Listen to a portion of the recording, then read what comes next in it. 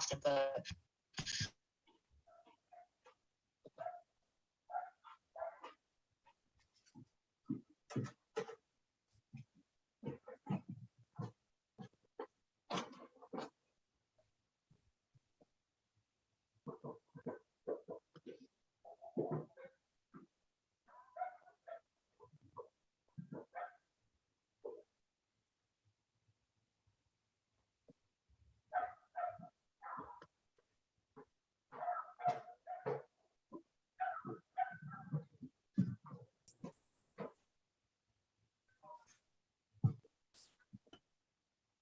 Are we live? Are we good to go? It looks like Ziba might be frozen. Yeah, let's give her a second. I don't know what happened, but like when Ziba went live, I know Zoom quit for me and I had to restart everything. So Okay. I was just going to say our network just pushed out an update. So oh, it's always so just in time for a it's board. 5 o'clock on Monday. It just pushed out our update. So everybody on our network is going to restart. Yay. Well, we'll have updated copies of Zoom. Let me just make sure we're on YouTube. We are. Okay, great. Ms. Morgan, we are live on YouTube and ready to go. All right. Thank you, Ziba. Welcome to the Natomas Charter School Board of Directors meeting for February 2022. Happy Valentine's Day to everyone. I will call us to order at 5:03. Roll call. Karen Hardig Davis. Here. Nita. Here. Sean King. Gina Lee. Here. Maria Mejorado. I think you're muted. Here. Thanks. Preeti Merchant. Preeti will not be joining us today. Okay. Jennifer Morgan, I'm here. Ashante Norton. Here. And John Core. Tanea Safai. Here. We have a new student liaison here, Lillian Carter. Here. Welcome, Lillian. Crystal Law. Don't see Crystal at this time. Okay, and Ileana Mikado. Here. Okay, great. Welcome, everyone. Next up on the agenda, action item, approve resolution 02.14.2022.01, a resolution making certain findings necessary to permit virtual board meetings. And my screen is jumping around, I apologize. All right, may I have a motion to approve resolution 02.14.2022? So moved. Thank you, Karen. May I have a second? I'll second. Okay, roll call vote. Real quick, I have to get my list.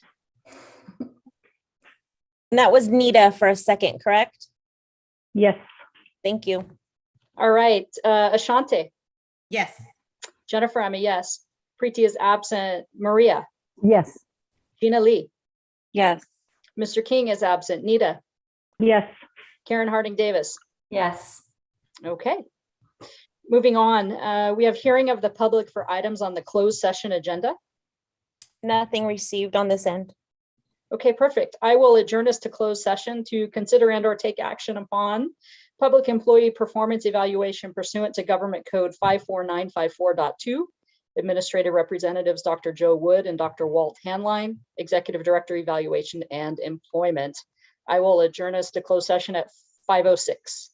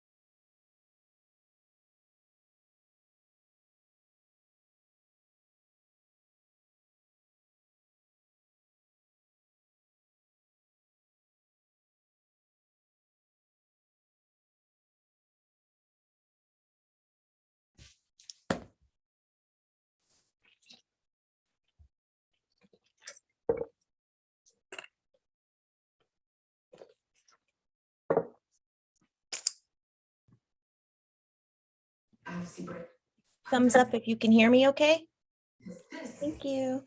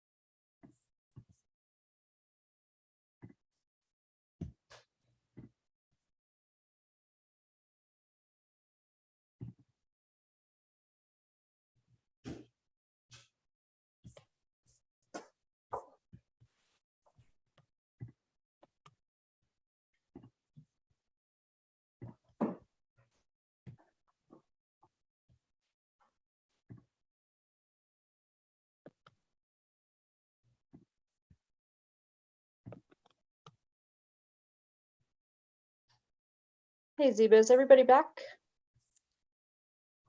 Let's take a peek.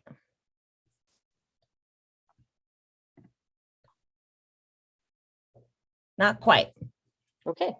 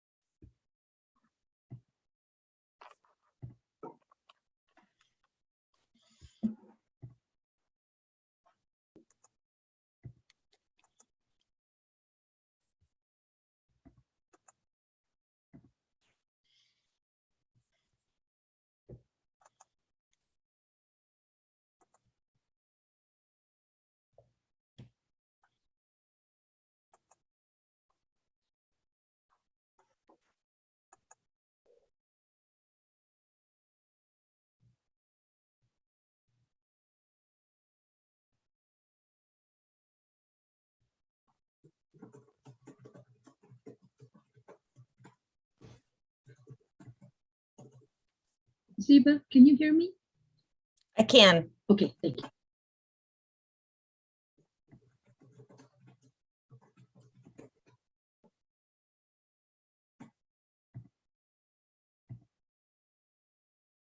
Looks like we're waiting for Nita and Sean potentially.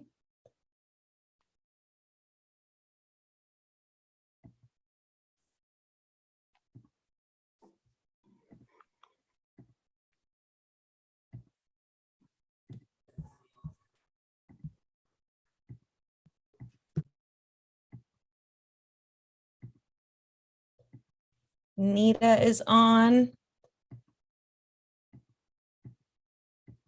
Looks like we just need Sean.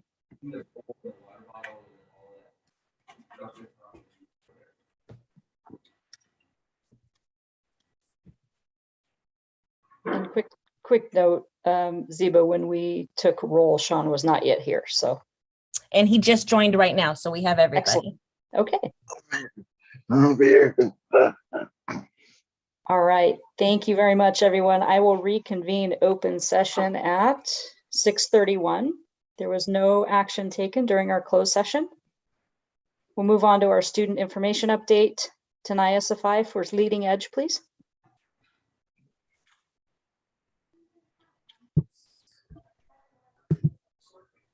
Is Tanaya here? Yes. Great. 1 second.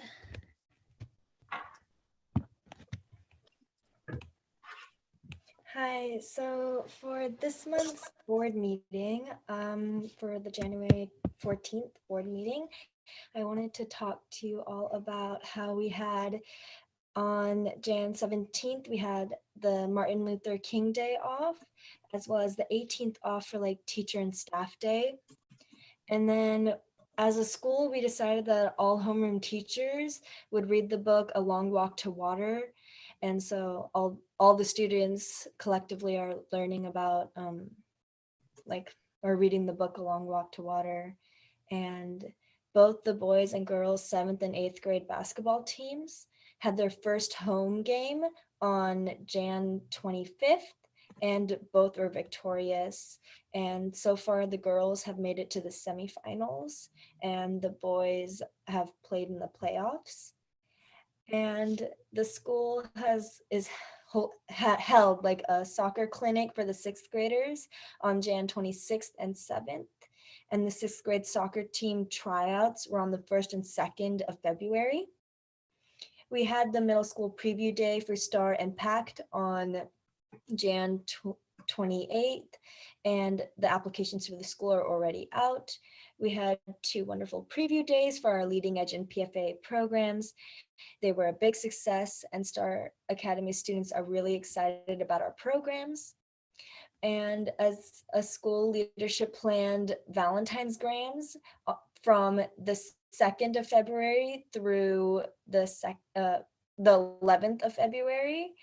And the teddy bears sold for $5. The Hershey bars sold for $1, and then the lollipops sold for 25 cents each. And we had a web and 6th grade homeroom activity on February 4th, which was Valentine's Bingo. That was held by the web leaders. And on February 1st, Tycho and 6th graders did a collaboration for the Chinese Lunar New Year performance, where the 6th graders had built a whole bunch of crafts and arts like the dragons, and Tycho did a whole entire drumming performance. And then we had a preview night or a preview day on February 9th. Parents came on campus to look at work assignments, classrooms for possible enrollment in the NCS school district.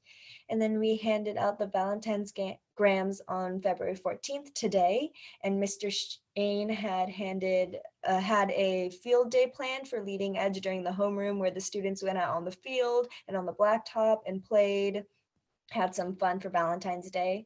And then we are going to have a leading edge STEM night on February 16th from 5:30 to 7 p.m. And we're going to have our 4th rally on February 25th. That's pretty much it for this month's board meeting. Excellent. Thank you very much for the update. Let's see, who is next on our list?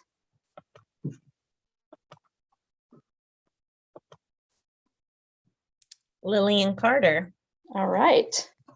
Welcome, Lillian. Lillian is our new student representative from PACT. We haven't previously had a representative from PACT, so I'm excited to hear Lillian's update.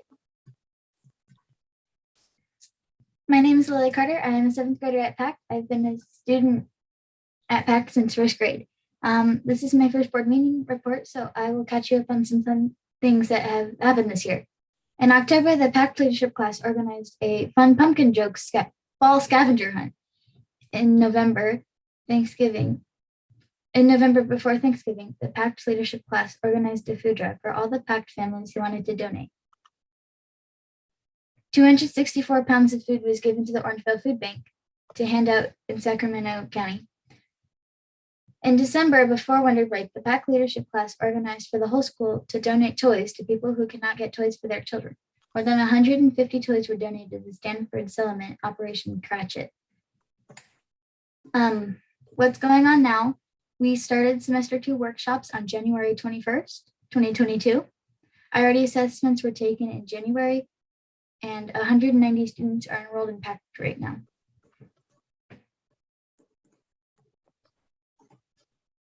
Wonderful. Thank you, Lillian. And next we have Crystal for PFAA.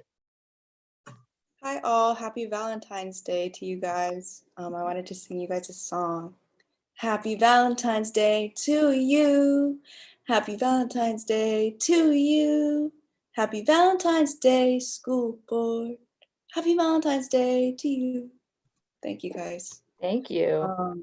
For the updates I have, The BlackRock Dance Company's music performance Awaken happened on January 28th and 29th, and it was amazing.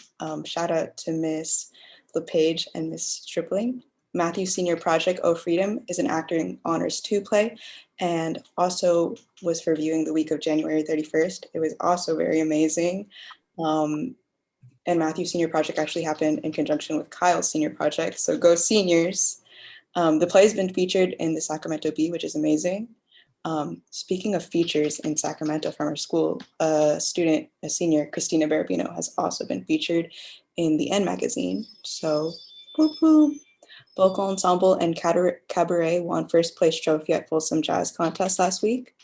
So congratulations to the students and Mr. Cunningham. In the Heights did a short performance on preview day for 5th graders from Star Academy. And the winter concert was on the 14th of January last month. Class meetings also happened last month on January 31st, and students did class bonding activities, listened to election elevator speeches, and seniors made decisions about prom and class gifts. The middle school had high school and middle school had a club fair to present all the new clubs that happened this semester. And some new clubs that we have are Writing Club and Newspaper Club. The Mandarin department is hosting a Lunar New Year's celebration in the amphitheater, did host a Lunar New Year's celebration in the amphitheater on February 1st and one in the Benvenuti on the 6th. And they were amazing. Happy Lunar New Year's to anybody who celebrates it. And then BSU hosted a Black History Month cookout during February 3rd. In terms of other updates, students would also like updates on the Google Hangout situation because it got banned last year.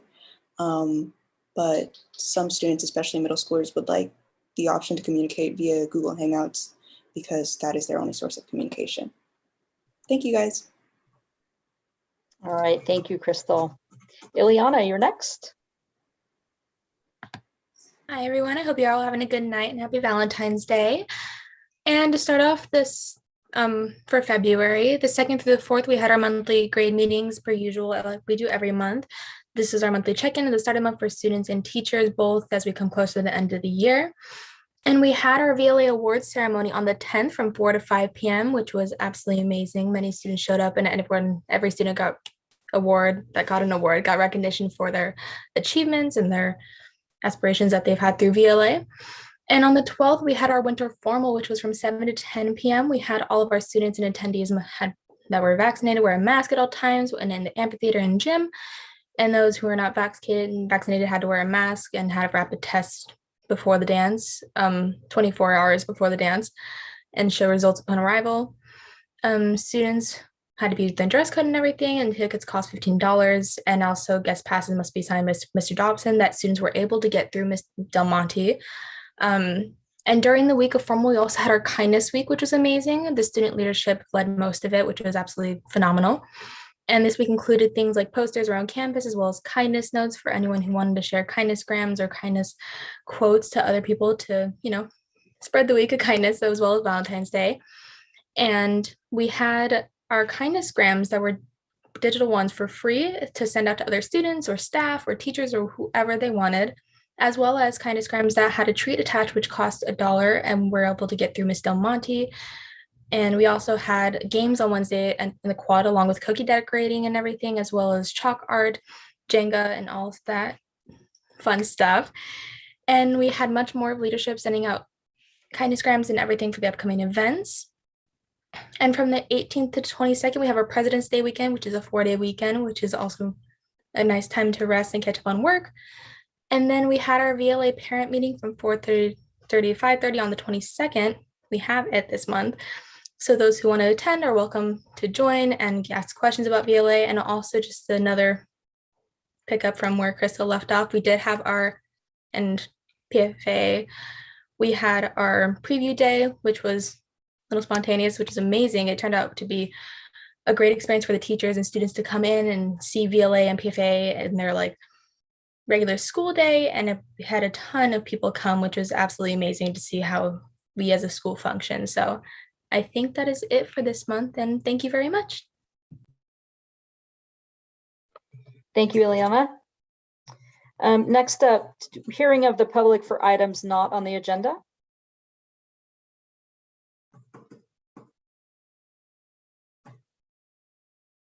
Do we have anything, Ziba? Sorry, nothing received on this end. Perfect, thank you. And now hearing of the public for items on the agenda.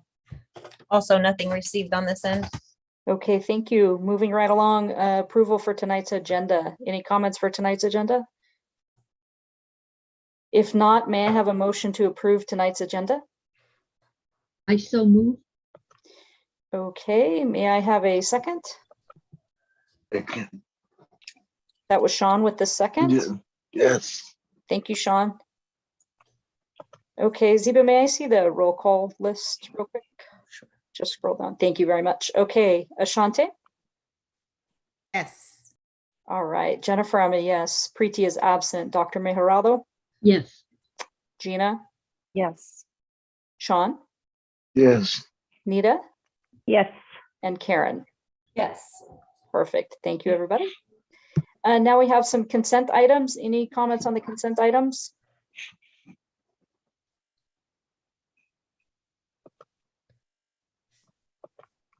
All right. May I have a motion to approve tonight's consent items? So moved. Oh, who's the judge on that one? Ziba, make a ruling. I heard Maria. I heard Maria and Gina. I'll second. Not Maria? Maria is our first. Maria made the motion, Gina seconded. Maria's shaking her head no. Can we get Oh. can we see, okay, can we know who the first person was, please? It was me. It was Ashante. Thank you, Ashante. Sorry, Ashante, that's my fault. I thought I heard Maria. And the second was Gina, is that correct? Thank you. Yes.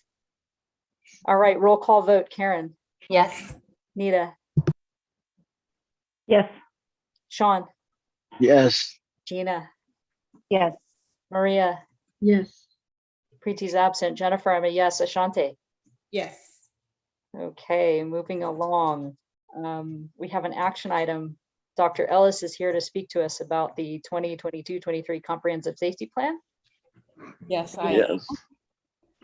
Thank you so much. This is our annual update of our comprehensive safety plan. There are no material changes to the actual plan. One thing to note is on page 8 at the bottom, the public health response, and that just says that as a school, we will follow the guidance of Sacramento County Public Health if there's ever a public health crisis.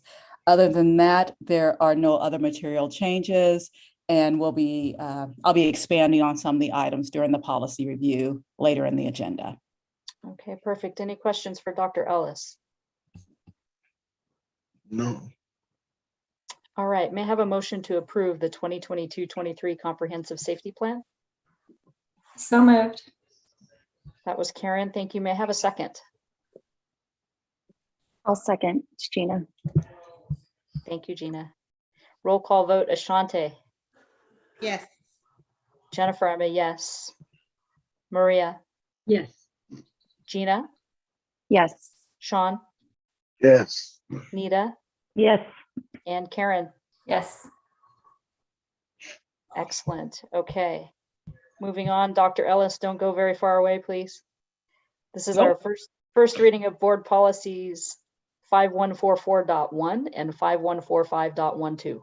I am here still. So the first policy is as part of our school safety plan. One of the things we noticed is that we didn't have a clear suspension and expulsion policy, nor did we have a search policy. So in accordance with our safety plan, we have two policies that we're bringing forward. As part of the annual safety plan review and drafting of our charter renewal document, the school's legal counsel, Young Mini and Core, identified suspension and expulsion as an area we need to more formalize with explicit policies. Historically, our charter has stated that the school will take into account Ed Code 48900, and this is the section of law that expands, describes suspensions and expulsions, procedure for school districts, and then in our charter, it pointed to the handbook for more detail, but the handbook pointed to our charter for more detail. So we are bringing forward the policies that we're not in that continual loop. Additionally, Natomas Unified School District has expressed concern that this may be an area where our procedures are not tight. And they also wanted us to have greater alignment with Edit Code 48900. So the language tonight in the policy is directly from Young, Mini, and Core. It also aligns with our historical processes. So although we didn't have an official policy, this is the process in which we've always followed for suspensions.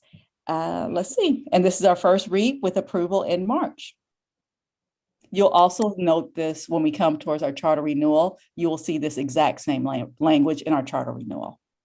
So that's the suspension expulsion policy. On the search policy related to the suspension policy, Young, Mini, Core also advised that the board formally adopt a search policy. The language in the policy is directly from Young, Mini, Core and reflects the processes we have, once again, have historically followed. The policy is being brought before the board tonight as a first read for approval in March. That is all. I want to provide just one little note of clarification too. We actually have had suspension and expulsion policies, but they've been a part of our handbook. And so what was recommended and what Addie was articulating is that we have it as a separate standalone, so it can more clearly articulate that we are going to follow California Education Code 48900. It just provides a little bit of additional legal protection to the school, also provides some clarity to parents and students, but certainly to any future administrators and teachers as well. Kind of gets us all on the same page. Okay, any questions right now for Dr. Ellis? Reminder that we'll be bringing it back next month for approval. None. Okay, Dr. Wood, COVID-19 update, please. Guess what? It's still here. So Ziva's going to bring up some nice slides and I'm going to go through them efficiently. But we are, things are actually looking up compared to when we last came together. Things are definitely much better in our community. This will actually be likely our last virtual meeting too, and we'll be back to in-person. So let's see, here we go. We should be back to in-person in March.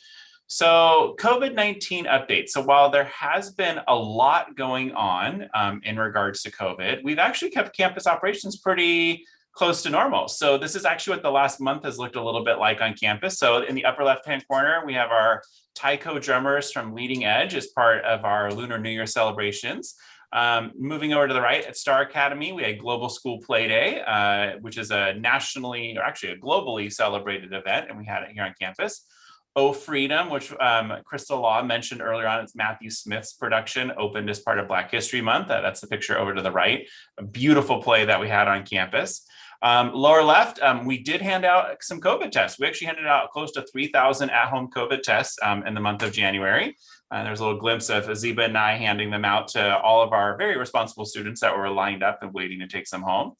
We had our first visual art installation since the beginning of the pandemic. That's the middle picture in the bottom. The open up was Transcend with work from all of our visual arts classes. It was gorgeous. And then over to the right is the picture of one picture of Awaken, which was Black Rock Dance Company's production. So in the month of January, I'm proud to say that as school, you know, we were navigating COVID and we were navigating it very well, but we also were keeping things consistent and open for our students, which is a reflection of, you know, the support of all of our parents and staff members in the community. So we continue to follow this approach to COVID in this year of humility, community, kindness, and conviction. Next slide.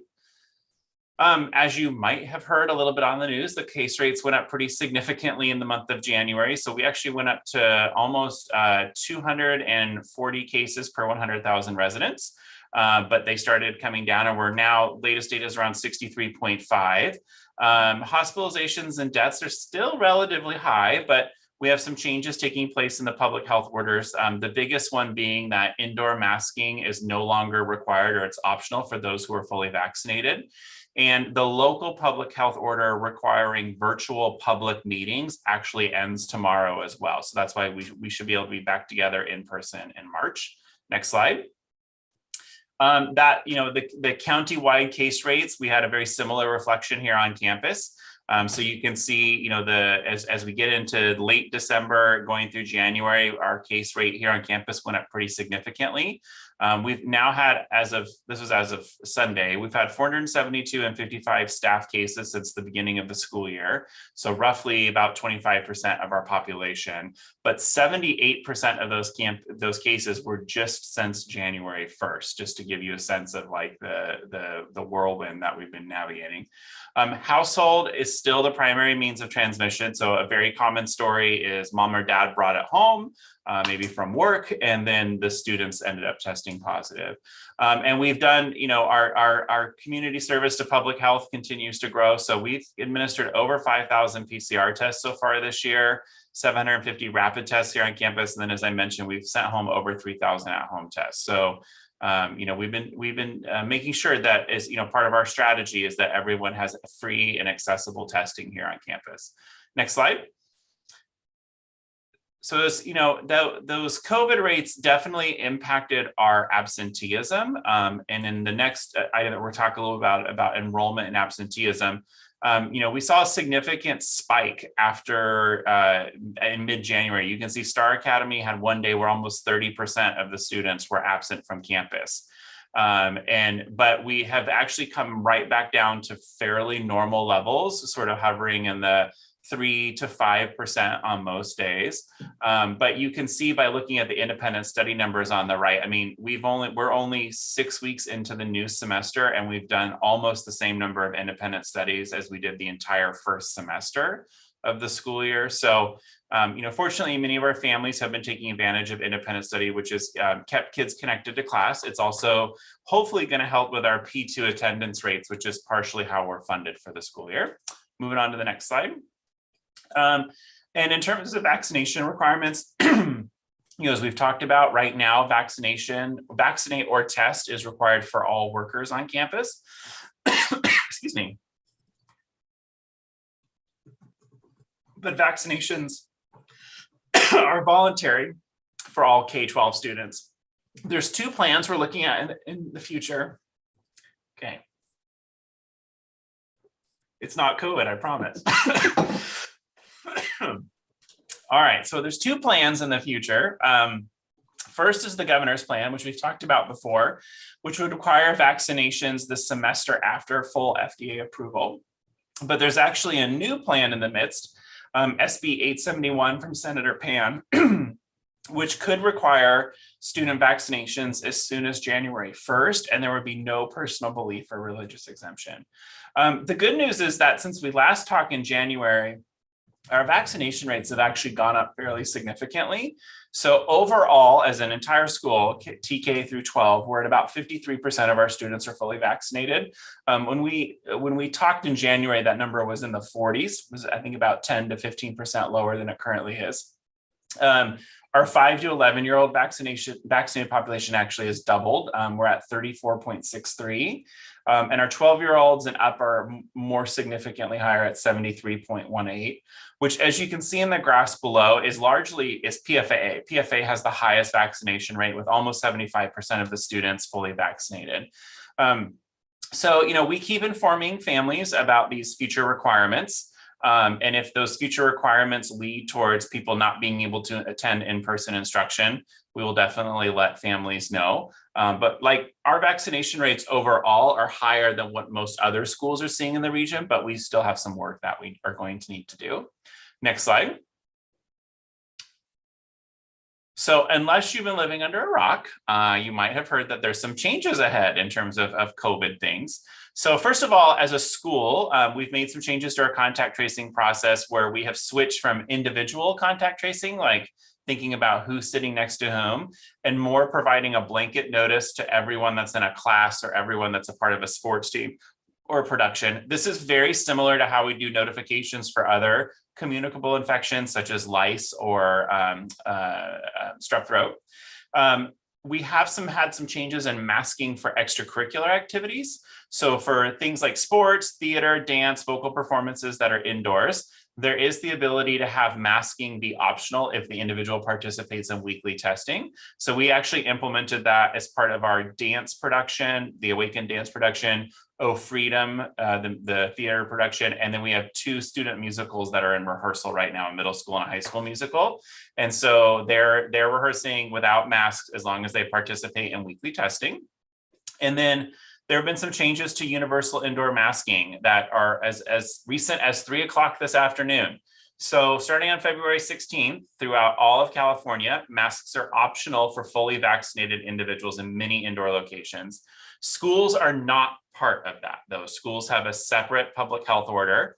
But today, Secretary Galley, who's our Health and Human Services Secretary, actually announced that on February 28th, the California Department of Public Health is going to release some information for how we're going to be modifying masking in K-12 schools. So universal indoor masking for all students and staff is in place through at least February 28th, and then we'll kind of see after that. Reading the tea leaves, I have a feeling that sometime in the month of March, assuming case rates continue heading in the direction that they're heading now, probably sometime in the month of March, masking would become optional for all students and staff on campus, but we'll have to see what that looks like.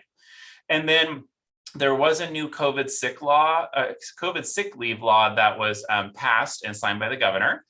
So it provides 5 days or 40 hours, and it's retroactive to January 1st and good through September 30th.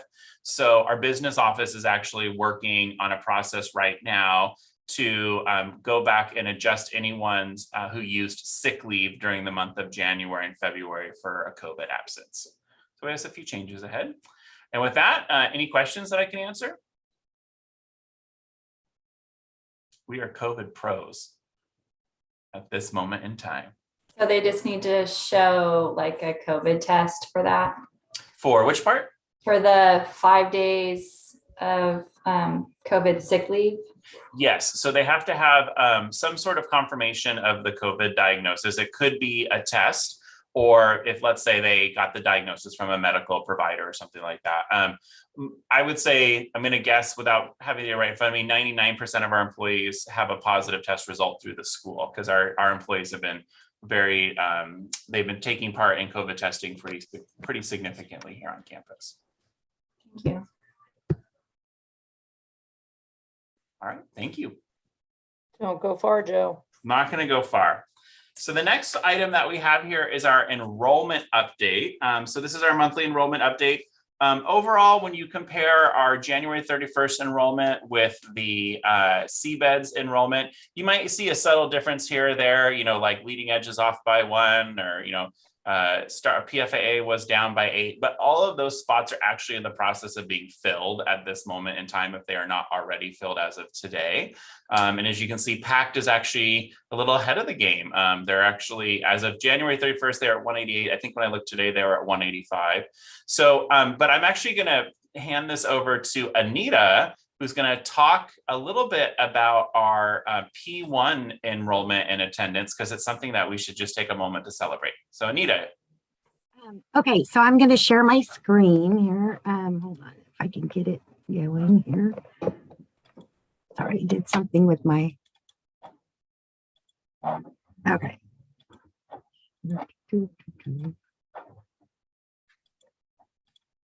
Okay, can you see my screen? Yep. Okay, I'm going to start from the beginning. Okay, so with all of Joe's COVID updates that we've had this year and our enrollment updates every month, we're a little nervous about our attendance to see if we're on track and things like that. So I wanted to look at our P1 attendance report. And so with our P1 attendance report, that is the first reporting period that we file with the state. And it's the beginning of the school year through the last full school month ending December of 2021. And so with this slide, you can see this is our P1 attendance that we're at, and which was looking really good on here.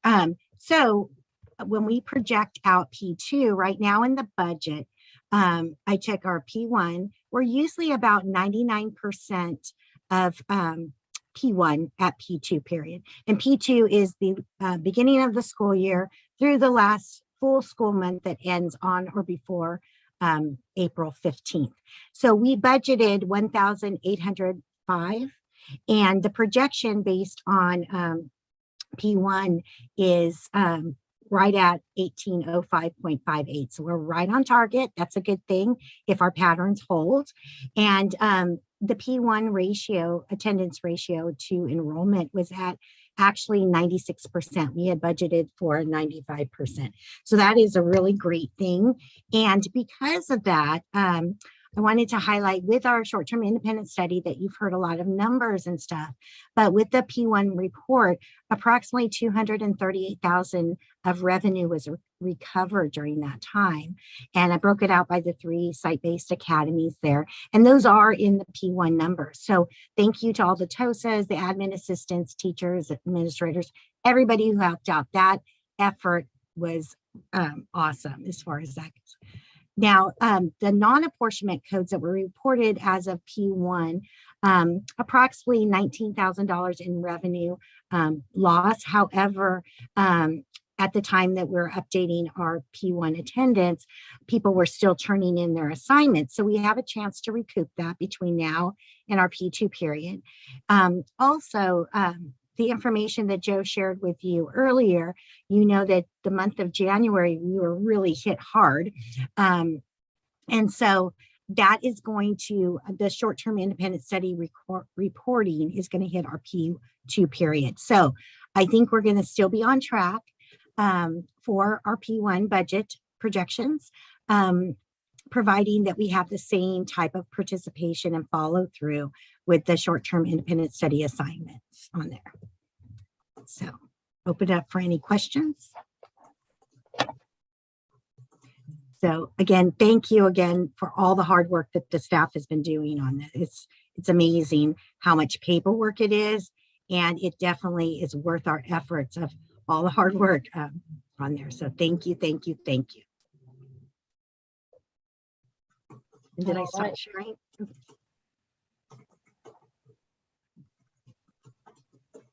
Joe, do you have more on the enrollment report? No, I am done with the enrollment report. So if you're ready, we're ready to move on to the governor's January budget proposal. All right, I need to start That's sharing. me again. Sorry about that. I just closed it down. Gosh. Okay, share. Right. So we're going to close out of this, and I'm going to go to this one right here. Okay. So let me start up. Excuse me, slideshow from the beginning. Now, I know that we have a long agenda, so I'm going to try and keep this through less than 10 minutes or at least 10 minutes on here. But if I'm rushing too much, please feel free to stop me. As usual, we always use the governor's proposed budget template, the board ready template through School Services of California. Joe and I had attended the workshop virtually around the 20th of January on here. So this is School Services theme of what the governor's budget was. It's all things COVID again, putting $286 billion in spending to attack COVID head on. But the important thing that on this slide that they mentioned is that not every problem can be fixed with cash that is put in. So, and as you know, we are addressing some of the learning loss mitigation here. But also what I wanted to mention is that this projected budget with the state does a really good job with addressing the state's structural budget balance.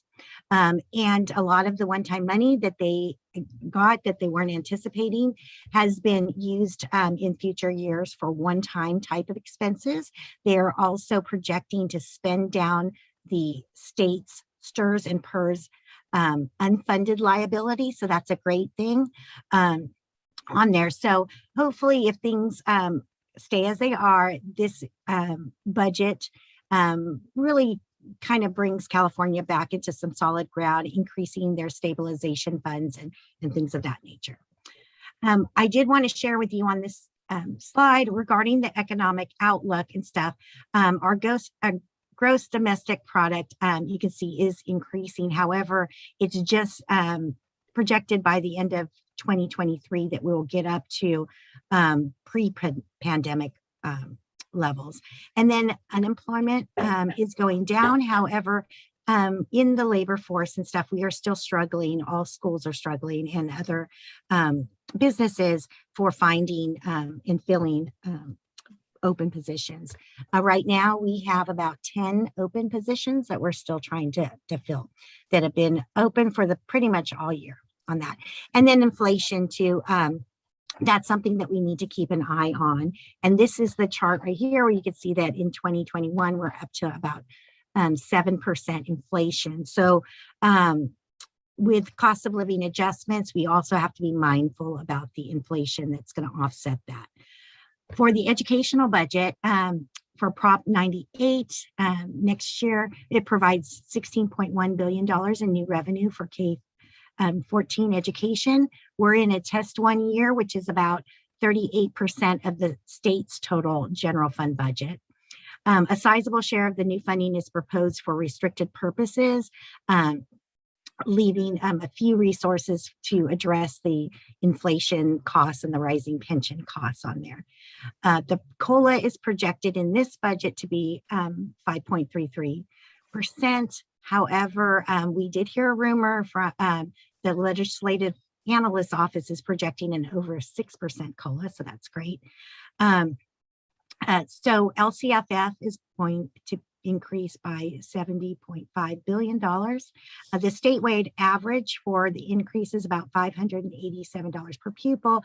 And again, all schools amounts vary.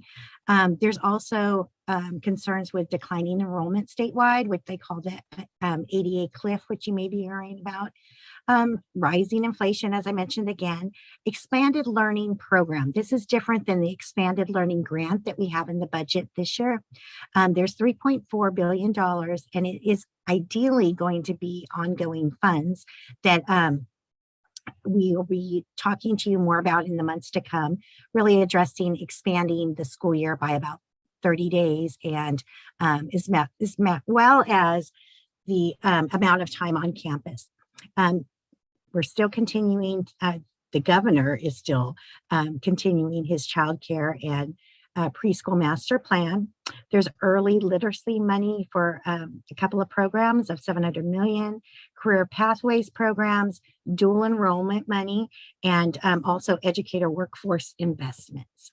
So this is just the chart from Prop 98, where you can see that since its inception, Prop 98 has increased since 88, 89 to over 426%.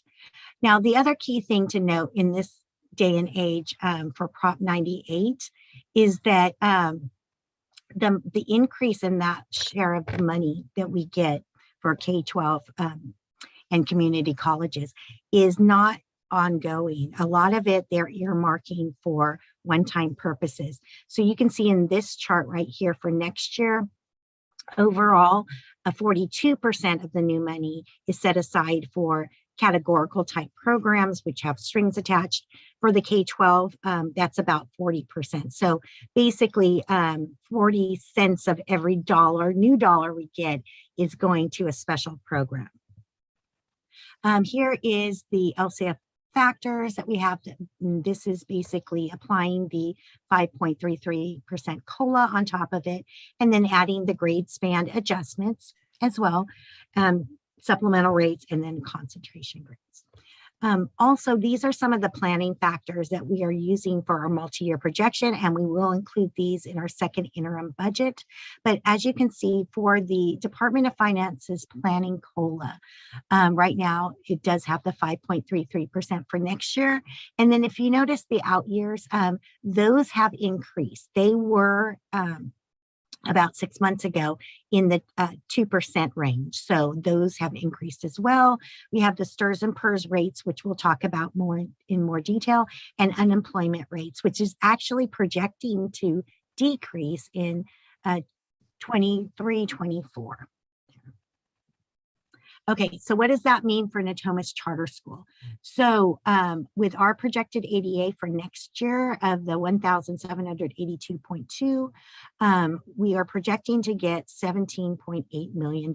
And that's with a 95% ADA ratio projected. So our increase per ADA is almost $508 a difference. So we're a little bit lower than the state average there. This is the slide that we always love to see on this difference. So you can see from school services for 21-22, the growth money that we got for this year, and then how step and column, STRS, PERS increases, unemployment, and then special ed costs contribute to that. And if you remember in 21-22, which is our current year, we really did increase significantly in our special ed contribution for our budget due to increased staffing needs. Next year, the average cost for step increases is about $165 per ADA. Now for STRS and PERS, which we do have some slides later on, going into next year, those are going to be some huge increases. Unemployment is projected to be flat. And then the big question is special education. Then the out years, you'll see that it does project about $25 per ADA savings in unemployment when the rate goes down. PERS is still projected to increase, and step and column will still have that. And then the question of special ed ongoing on there. So regarding the ADA cliff, so right now, one thing that I wanted just to highlight is really with charter schools, we feel the effect of this ADA cliff. When we decrease in enrollment, it is effective currently in the current year. Now, for school districts, they've been declining. They have a safety net of 1 year. And there's proposed legislation in this budget to provide schools with an average calculation so that they don't decrease as far. Now, charter schools and community colleges were not in this legislation. However, what we need to keep our eyes on is that the governor intends to do some outreach with charter leaders to see if they can find some type of relief for charter schools. Universal meals, this is going to be for next year. We're mandated to provide free breakfast and lunch every school day. So at Star Academy and the Black Rock campus, we pretty much have that available. We'll be working with Natomas Unified School District's food service department to really look to see how we can deliver the food that PACT needs on there. But it should not be any cost to us. The only thing is with the universal meals, we just need to continue to strive to get our free and reduced applications in. Special education is looking good. They're projecting a base rate of $820 per ADA. So with our SELPA, they're not specifically on the AB 602 funding formula, which is the amount or the rate times all ADA. So we are working with SELPA so that we can find out how much of this new money will be passed on to each of the members of the SELPA. For lottery projections, I have the new rates up on the screen, and we're projected to get over $406,000. Mandated cost block grant, we have the rates are going up as well by COLA, and that's almost $49,000 for us. Then I put this on here. This is one of our action items to do. They changed AB 367 to AB 10, they changed AB 10 with AB 367. And beginning next year, we are required to stock menstrual products in all women's bathrooms and gender neutral bathrooms. And what's new is at least one's restroom. So they're asking all schools, because it's outside of the mandated block grant, to keep track of any costs that affects us so that they can provide increases to that mandated block grant rates on there. So for us, I don't believe that that's going to be a significant cost at all for them to make that change. And for CalPERS, so CalPERS board sets their own rates, and here is the rates projected out for the out years. So you'll see that this year we're at 22.91%. Next year it's going up to 26.10%, and it continues to go up from there. So that is a huge jump for next year. So the projection for the increase for next year is almost $90,000, and then an additional 28, another almost 17,000, and then another, maybe say $3,000 in the year 25-26. For CalSTRS, they actually have to pass legislation in order to increase the rates. And this year it is projected for next year to go to 19.10% and stay flat at that rate. So it's about a 2.18% increase compared to this year. So that is a big jump for us. And that's actually going to cost next year almost $200,000. For universal TK, there are a number of legal requirements we have to go through. Our allocation is $113,811.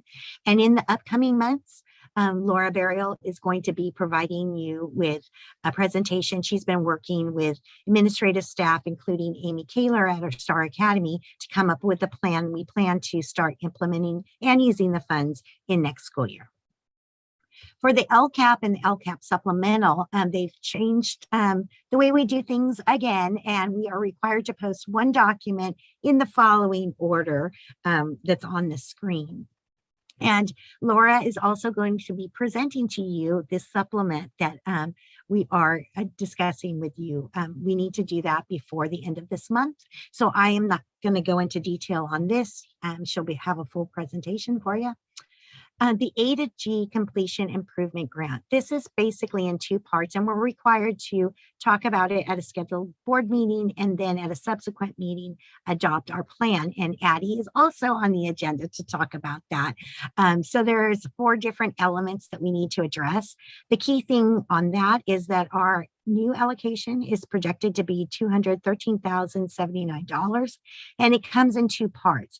$197,161 is for the success of the students within the A to G courses, and then $15,918 is to address learning loss mitigation. All right, so in this, another theme is plans, and more plans. So I think Joe has talked about all of the plans that we've brought to you today, but this is an outline that you can have as a board member of everything that we need to file. So it does list the Lcap supplement, which we're addressing for this month. A to G, we got to get that done prior to April 1st. Kindergarten implementation grant prior to June. And then also our expanded learning program, we will be having to file actual expenditure reports and keeping records of that. We are planning to start that in next year. We do not get any ESSLR funds, so we don't have to do that. And then we did get Gear 1, which is part of the COVID funds that we have been filing quarterly and annually, and we've spent all that money, so our obligation is done. So I'll open it up for some questions. Hopefully I didn't take too long for you.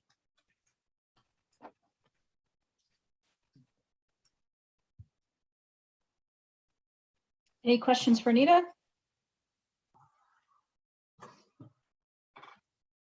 All right, thanks. Thanks, Anita. Moving on to our math update with Laura Burial.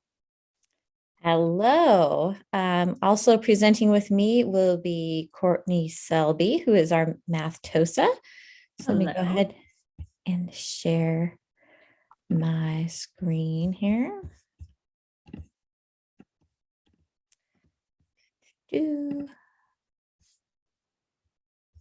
Okay. All right.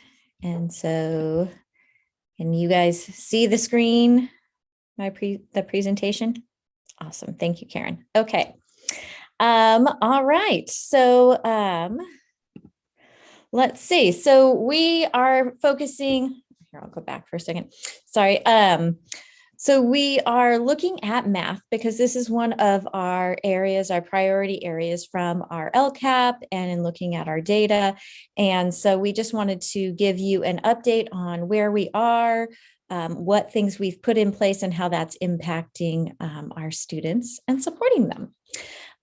So to start off, I guess I'll introduce Courtney Selby, who is our math Tosa, math coach. She was brought on this year to work with all of our math teachers, specifically the middle school, to get them ready for high school. And she comes from, previously she was our VLA math teacher and did a lot of work revamping the high school math for all of NCS, and comes with lots of experience before she even got to us. So Courtney, I'll let you say hello. Hello, I'm really enjoying my work with the math teachers this year. They're an amazing group. I'm excited to tell you about what we're doing. All right, so we'll jump into, how about some data? We wanted to show what we found for growth. So we are looking specifically at the middle school, which is where we're really trying to move the needle with our students, getting them ready for high school. And so here we're looking at our iReady data for math, looking at our 6th, 7th, and 8th grade students. And so what you're looking at, here's the light green, is how many students came to us at grade level. So, you see we're about in the 30% range. And then the dark green is how much they've grown from August, September, when they took the first iReady, to about the December, January time. And so, oops, sorry, my phone is making noise. And so we see that, we've got varying degrees of growth. And really, you can see that the students that are most comfortable with middle school and how to do middle school math and our system and working with CPM are making the most growth here with our 8th graders. And the 6th grade is a little bit small, but that first semester is really a year of transition. So we're hoping to see that continue to go up. The really exciting data, I feel, is this is the percent of students who in that growth moved from one grade level to the next. So in that 6% of growth, 25% of those kids were moving up a whole grade level. So while it didn't look like a lot of kids making growth, the ones that are making big jumps. And then same with 7th grade, we have 33% of kids are moving up a grade level. And then 8th grade is 41%. And Courtney will talk a little bit about, where the kids are with their math skills after this, I don't know, little bit of crazy times over the last year and a half for math. But what I wanted to start with is that our students are making steady progress, and they're making good chunks of progress to be making grade level jumps. With that, I will turn it over to Courtney. Hello, I have a tendency to talk really fast when I talk about math because I get kind of excited about it. So slow me down if I'm talking too fast. Okay, so how is it going? It has been an interesting year, as we all know. We are dealing with all of the challenges that come with the COVID times. So figuring out how to fill gaps from distance learning last year, so many absences, especially just in the last month, absences from students and teachers. But what we've identified is that 6th graders are definitely struggling the most. So I'll be focusing a lot on our plans for the 6th graders when I talk today. We are addressing these challenges first by just meeting students where they are.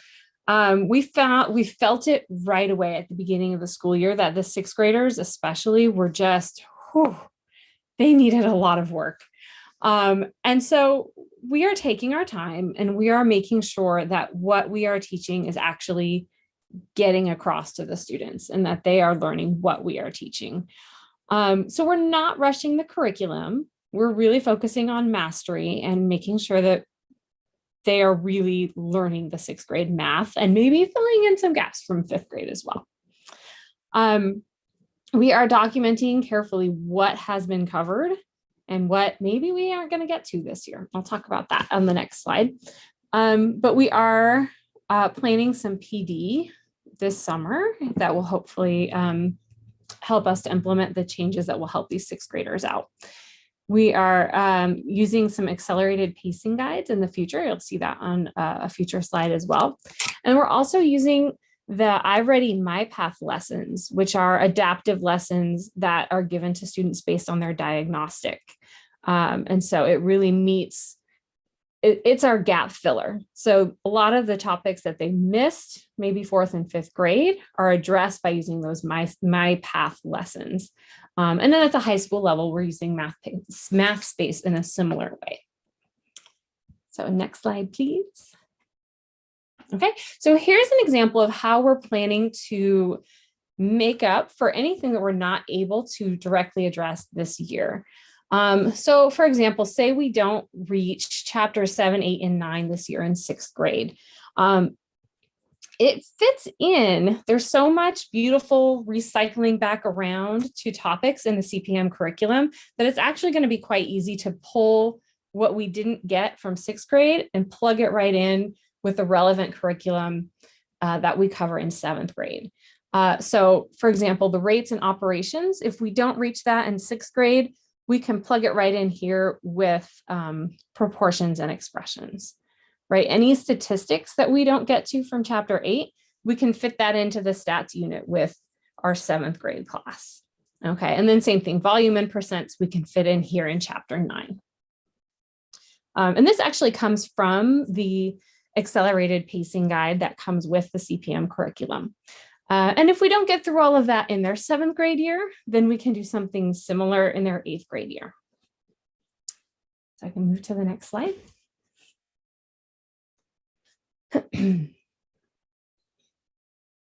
All right, so our cycle of inquiry. This has been our process for determining, like, why did we go to CPM? This was our process here. We always have the iReady data, the CAST data. We have things to look at. We have our focus areas, and those all led us to, we need a new curriculum. We need something that really has everything. So we chose CPM because it is such a great package, and I'll talk more about that in a little bit.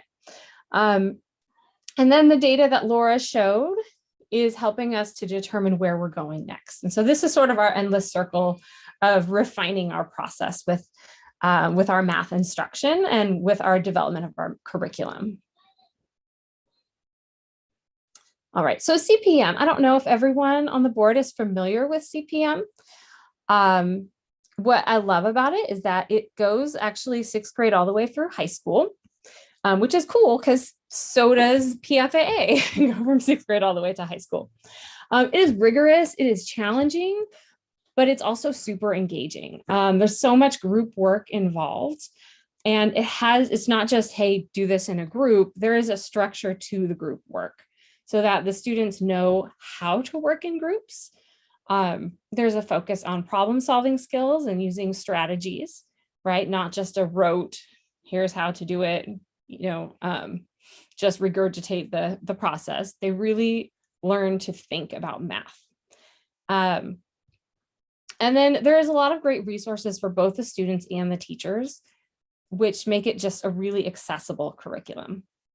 But what I think is the greatest thing this year is the group work, because we had so many students who just were home for a whole year, and then they came back and they had lost some of their social skills.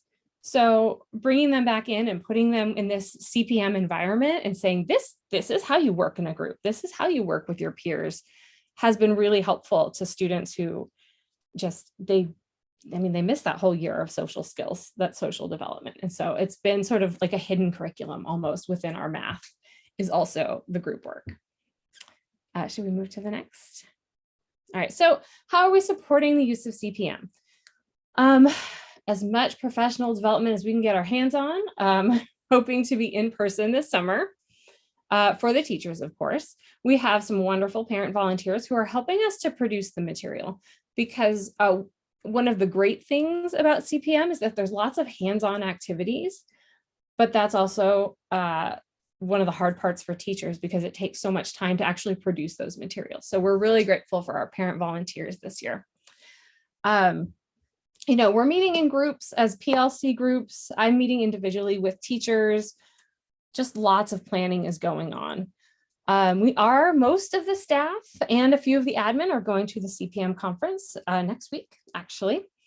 And then we also had a really helpful iReady training in February that's going to help us to utilize our data better. All right, and how are we supporting the students? We have a lot going on here. So we have push-in, we have paras, but we also have ed specialists who are pushing in for our students who have those needs. We're using some academies more than others. We're using a stations model where, sometimes I'll be even co-teaching in the classrooms, and we'll have a station that's dedicated just to, filling in a gap on a concept we realized nobody got last year. So we're filling that in. So our stations model and our rotations have been really great. We're also including those MyPath lessons in the stations as well. And so we'll see, let's see, I've already talked about PLC. Along with our iReady MyPath, we're also having students work with our teachers to set goals. And that is doing a lot to help motivate them to improve their own math skills. We have Win Time at PFAA and Learning Labs at Leading Edge, which are both dedicated to getting students exactly what they need in that moment. That's their just-in-time support. We also have office hours that I'm providing with no, this is with our teachers. No, this is teachers providing office hours for the students. So lots of support for our kids. Okay. There we are. And then, oh, there we are. Okay. Found it. Teacher support. So how are we supporting the teachers? We have our PD, which I've already talked about. Plenty of teacher-led observations. We have, pictured here is my math manipulatives library that I have available to our math teachers and our ed specialists. It doesn't look super pretty, but there's so much cool stuff in there. All of our folding 3D shapes, there's Legos, there's army men, all the math manipulatives you could want, they can come and check out and use. I'm supporting our ed specialists with weekly office hours, since some of them have been needing support with math. And we have Schoology help also being provided to our newer teachers so that they can make the curriculum more accessible to our families and our students. And then also quite a bit of SCOE and bits of mentoring going on this year. We have quite a few new teachers, but they're working really hard. Next. And so then back to our cycle of inquiry, where we can talk again, we're going to continue to look at our data. After we really looked at how things were going with our middle schoolers, we realized we really do want to continue with CPM into high school. And so now what we're looking forward to is currently piloting the CPM curriculum with our freshmen and hoping to adopt CPM for Math 1, 2, and 3 next year. So why do we love this idea? At least why do I love this idea? I gave you an example right here, just showing that what they're doing in 6th grade this year. So that generic rectangle, this is a model for how you can multiply 2-digit numbers. We expand it to 3-digit numbers as well, using the area of rectangles. And it's so cool to see them doing this in 6th grade, because I know that when they get to 10th grade and they actually use this same strategy for multiplying polynomials and then factoring them, they've already been doing it since they were, 12. And so it's kind of amazing that by the time they're 16, they already have that strategy in their brains. And so that was one of the great things that I wanted to share about CPM and why we want to continue with it for the upper grades. All right, and coming soon, summer school with a math focus. We're definitely still imagining what this will look like. But we know our 6th graders need to focus on complex operations with numbers. 7th and 8th graders, we're going to continue to focus on those pre-algebra skills. We're looking at a summer boot camp, more like a curriculum camp for the teachers, so that we can really just focus on that curriculum planning time before we have to report to school and get caught up in all of our meetings and our extracurricular programs that we all love to do. So really just to focus on curriculum planning this summer. We'll be spending that time also adjusting and continuing to develop our scope and sequences. Looking to, as I said before, adopting CPM for integrated 1, 2, and 3. And then hoping for that in-person development this year. Come on, CPM, let's go in person. and continuing our data chats, continuing our work with our PLCs. Are there any questions about math and where we might be going? Courtney, I don't have a question, but I'm very impressed. This sounds so comprehensive.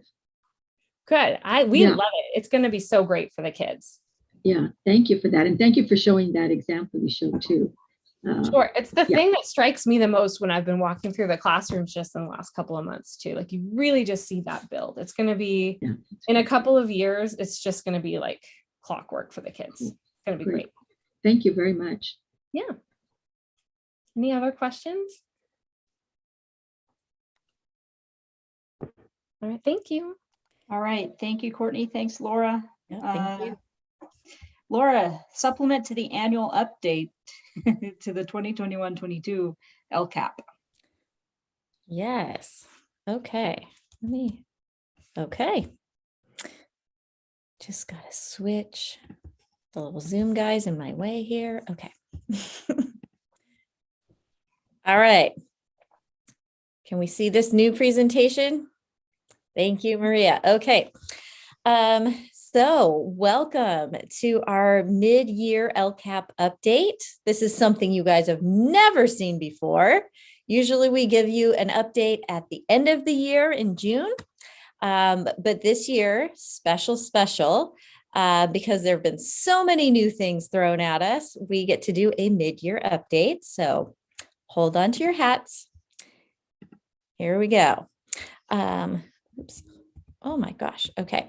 So just to start us off, grounding us in our Lcap that I presented in June, we set up our Lcap for 2021 to 2023. So it's a 3-year document and goal setting. We had stakeholder feedback as we put it together.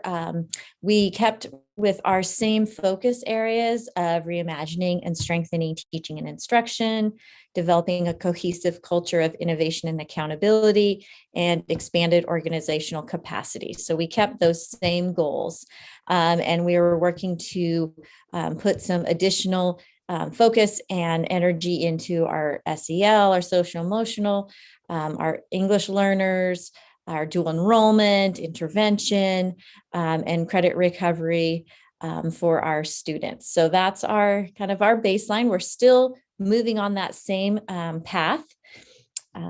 And then, so, you know, we had our different goals, and this is kind of where we are in this process, is we've got our, as you saw with Ms. Selby, we're working on incorporating differentiation into the math and English classes, and then working on our coaching framework and process and our social emotional curriculum. And so part of this update is to show you where we are. Right now, not much of the data that we collect for this is available yet.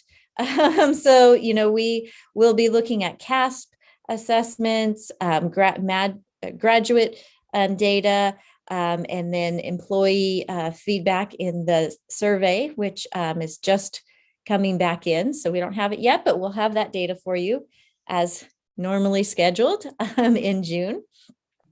We also look at SAT scores, ELL progress, college career preparation and acceptance rates, none of which we have yet.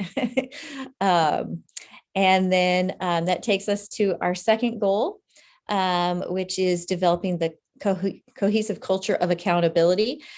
So we have been working to implement the MTSS process, and all staff are through the grant that Dr. Ellis got. We're doing an MTSS course that's being supplemented in the academy staff meetings, and working on onboarding programs for the new staff, and then working on refining our evaluation process.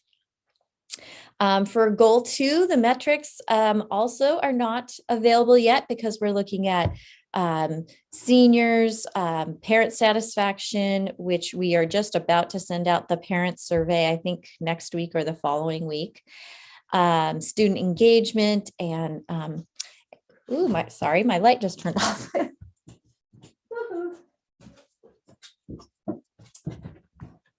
That's what happens when you're working late at night in the office. Student retention, all of those things we won't know until spring or summer. We are also going to be looking at our inclusive education and employee feedback. So more to come. Our last goal is expanded organizational capacity. So that's looking at we made some 3-year goals for our PACT and VLA campuses for increasing enrollment, and then looking at our leadership development program that Amy Kaler is working on, and making sure that we are meeting our school mission and vision. For that one, we actually have some data. So it's very exciting. I get my data early here. So when we're looking at our enrollment, we can look at the enrollment that we have. And so we're looking at our baseline for the 2021. We're at 94, 95. We're a little bit lower mid-year right now for overall NCS. Our non-site based enrollment is about 78%. But as Joe mentioned before, Kevin and Alicia are enrolling students just as soon as spots open up. We're just still in kind of that strange post during COVID enrollment. So the things that the supplemental Lcap report that the board got to read had a couple of different prompts that we had to talk about. And so part of that is looking at how we are working on our educator effectiveness block grant, which we got, and we're working on with a lot of the professional development that you've heard about, a lot of the time that we have set aside for staff to get additional training and working on data analysis. Dr. Ellis is going to be presenting on the A through G completion grant, and we're developing the expanded learning opportunities and the pre-K. So those are all things that we are working on, and then how we're engaging our partners in these methods, such as the presentation tonight. The second prompt is looking at additional concentration funding. And so what are we doing with this funding to support our unduplicated count students? That because we don't have 55%, we didn't get that specific funding, but we did get some funding through the extended learning opportunities, and that is what is funded our summer school program last year, and it will fund the one we're planning for this year. It's also funding a lot of student supports that I'm sure you've heard of from Ms. Selby, Learning Lab, bridge classes, intervention, the social emotional counselors we've added, the teachers on special assignment, extra para educators to support the students. So all of that came from that extended learning opportunities. Let's see. And then prompt 3 is looking at partner engagement.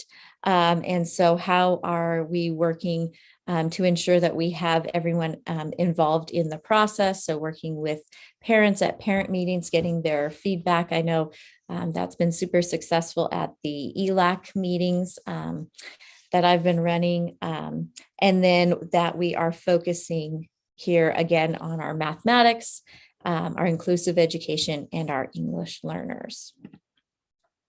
Prompt 4 is about the ESSER 3 expenditure plan.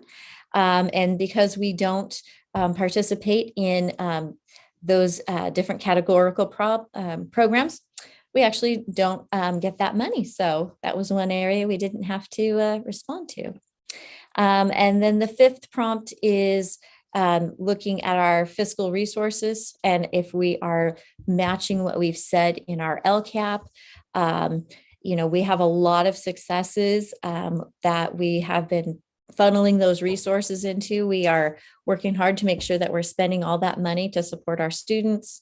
The challenges that we have been dealing with is, the large volume of student quarantines, which leads to independent study, which leads to needing to do more intervention.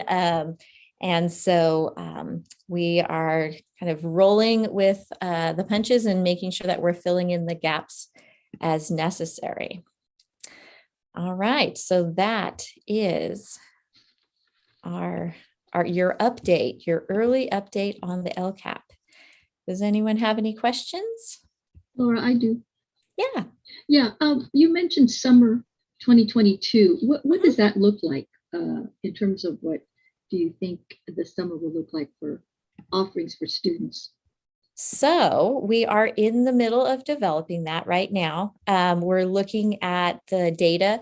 It will probably be somewhat similar to last year, where we will have at the elementary level, we'll have grade level cohorts that are working on specific standards that the students need additional support in. Last year, a lot of the middle school and the elementary school focus was on re-engagement, getting kids back to campus, feeling comfortable on campus, building those social emotional bonds. And so we'll still have a focus on that, but then we're going to add in the academic focus. So looking at how can we build those specific skills that the students need to build through fun and interactive hands-on type of activities. So that'll be for the elementary, and then middle school will be very similar. We're looking at all the iReady data to determine what are the areas, who are the students who are most in need of that support. The high school, we will also continue with working with students who have credit deficiencies and ensuring that they can take courses and give them that support on campus. I don't have any numbers for that yet. I know the counselors have been going through and they're putting together lists for us to see what courses we'll be offering and how many, but we'll be set up similar to how we were last year. We've been planning as departments and then academies, looking at how it went last year and how we can improve. Thank you. Mm-hmm. Any other questions? Stop sharing so I can see your faces. Okay. All right. Thank you, guys. And, as Anita said, I'm just going to keep presenting plans to you all year long. So we'll have fun with it. All right. Thanks, Laura. Let's see. Next up, Dr. Ellis with our A to G completion improvement grant.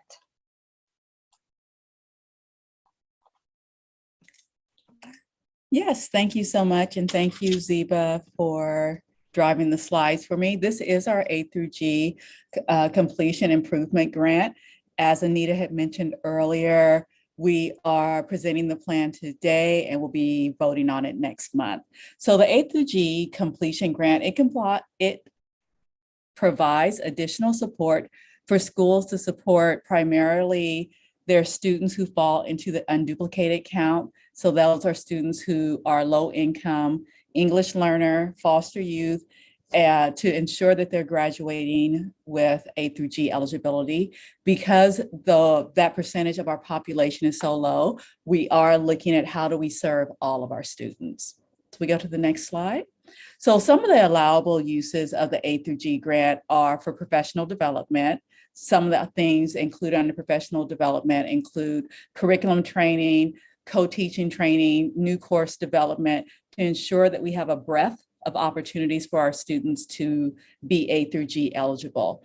To speak to the co-teaching strategies, what we know as a school is that many of our students who are identified as having IEPs, they, in some instances, aren't meeting the A through G eligibility in the same way as their neurotypically processing peers. So neurotypically processing are those students who do not have IEPs, who are considered as, in quotes, normal. The co-teaching would allow for our educational specialists, so those teachers who are supporting our students with IEPs, to co-teach with our general education teacher. So really having some strategies so that all of our students can access our A through G coursework in the same way. The expanded learning opportunities includes course development, as I was saying earlier, extended day programs, so how we can have our day be beyond the 8th or 9th period, having opportunities there, differentiated A through G pathways. So a lot of times we think of just our regular courses that we have now as being the only way to enter A through G eligibility. But what we found is Ms. Selby still here? We have a math modeling course, for instance, that isn't in our regular scope of math integrated 1, 2, and 3. However, students still can access A through G eligibility through taking that course. So it provides a different way of teaching the math class to provide access through to integrated math 2. The extended school year is summer school, also student preparation. So a lot of times when we think of summer school and extended school days, that's more of the intervention. Having student preparation is more of the prevention. So how do we give the students the skills and aptitudes that they need to have to be successful in their course before they get there? So how do we expand our 9th grade orientation, expanding our college career awareness opportunities so the students can see their link between the courses they are taking now to what they will be doing in college or the career, and then increasing the support for students who have received D's and F's in the past to make sure that they don't continue on that pattern. Next slide. The grant requirements were required to develop and share the plan with you, as I'm doing today, before April 22. Our first report is due in December of 2023. And the grant has to be spent by June of 2026. Next slide. So one of the challenges in designing our plan is the number of our students who graduate A through G eligible. As you can see with the 3-year trend, we average around 76% of our students graduate A through G eligible. You might be saying, well, that's just a C average. But when you look at the district as well as the state of California, we are significantly higher than they are. As I had mentioned earlier, the majority of our students who are not meeting the A through G eligibility are our students who have IEPs or special education, receive special education services. So one of the things we really want to focus on is ensuring that that population are able to access our A through G curriculum so that they can have their post-secondary plans can be straight to a 4-year college or university. Next slide. So our vision and plan development versus professional development. We would like to do an Educator Summer Institute. We call it the WIN Camp. So instead of having a boot camp, looking at what I need for our teachers. We do that for our students at PFAA, STAR, and Leading Edge. So really looking at our teachers to have that summer institute where they can get what they need. We are developing our inclusive education summer WIN camp, which is support for our educational specialists and case managers. We also want to do more training on co-teaching support so that our teachers who are general education teachers can work alongside our inclusive education teachers in a more productive and effective way to support our students. And additionally is planning time for all of our teachers. Next slide. The extended school day. So extended school day looks like 9th period, 0 period, going till 6 o'clock. And a plan I'll be presenting April, May, the Extended Learning Opportunity Program will be looking at what we can do for our middle schoolers. So looking at how we can extend the school day for our high school students to get the college readiness, academic support, as well as any type of supports they need to have for accessing their learning, for tutoring, et cetera. And then the college career exposure, having opportunities for our community, our parents. Lord, my brain, I haven't had my dinner yet. So our parents, as well as community members, to share what they're doing in their career and building those connections to what the students are doing in school. Next slide. And the last one is summer intensive support. So providing intervention and prevention services for our students. So the extended school year is the equivalent of summer school, where students can make up courses. As Laura mentioned, we are developing our summer school for this year under the funding for from last year's funding, the ELO. What does ELO stand for? Extended Learning Opportunity. And after that funding runs out, we'll be using this grant to pay for summer school. And then the expanded ninth grade orientation is that prevention model to make sure students are prepared to go into ninth grade successfully. And last slide. So with the funding, that should be 213,079 as Anita shared earlier. We are looking at spending about 53,270 each year. However, the indirect costs will be added to each school year to the final budget. Indirect costs are the costs that are included for administration and managing of the grant. Next slide. Are there any questions? I have a question, Addie. Yes, ma'am. It sounds like by your presentation that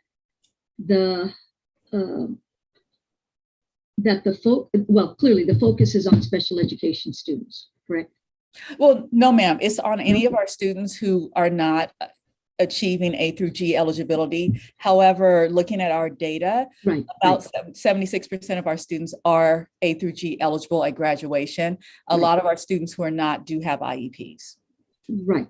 So if that's the case, then will the effort be kind of focused on the PAC students, since there's such a large number of special ed students in PAC? Excellent question. No, ma'am. That's a question I have. Yes. No, ma'am. It is a high school grant. And so it can only be used for students in grades 9 through 12. Got it. So it's primarily focused on PFAA and VLA. Okay, thank you. I was kind of thinking about that as I was hearing your presentation. Yeah. Okay. Excellent question. I did not clarify that. Okay, thank you. Are there additional questions? Okay, I'm going to mute myself. Thank you. Thank you, Dr. Ellis. Well, look who's on the agenda. The heart and soul of the Natomas Charter School Board of Directors. Where would we be without you? And your Form 700 reminders. Well, thank you for saying so. Form 700s are due. Please have them submitted by the end of next month. They do require a wet signature. So if you wanted to bring them to next month's board meeting, you could do that. Or if you needed me to meet up with you and you wanted to take me to coffee or something, we could do that as well. Just let me know. Thank you. You can also find her at crossing guard parking lot duty in the afternoons. She's been known to visit board members' cars. Yes, she has. I've seen dances too. I'm just saying. She also mans our COVID testing clinic. So you could turn in your 700 form and get a COVID test. What more do you want? What more do you want? Hey, Ziba, how many are missing still of the board members? Oh, Maria, you're going to call them out, huh? Hey, I turned mine in right away, and I'm saying, why are we still talking about this? No shaming. No, not shaming. We still have several board members that still need to turn them in, but you're not late. It's just I'm doing my due diligence and making sure I do my monthly reminders. Here in the next couple of weeks, it will become weekly reminders, and then daily reminders, and then hourly reminders. She will hunt you down. No, Ziba, the way you set it up and explained it this year made it so clear and easy to do. That's why I guess I was questioning, because you spelled it out so clearly. I just thought, wow, if I can do it, anybody can do it. Maria said it, y'all. Maria said it. Thank you, Maria. Thanks, Maria. Thank you, Ziba. Dr. Wood, do you have some executive director comments for us? Yes, I'll make them quick. So, some people refer to this phase of the pandemic as the plandemic because the California Department of Education is making us write a plan every 5 minutes. So I want to give a shout out to Addie and Laura and Anita and all of the team members that have been working on the various plans. Because every dollar we're getting serves our kids, but comes with a plan that we have to create at the same time. And thank you, board members, for listening to all of our various plans. Don't worry though, you'll get more board meetings with more plans. They aren't going away anytime soon.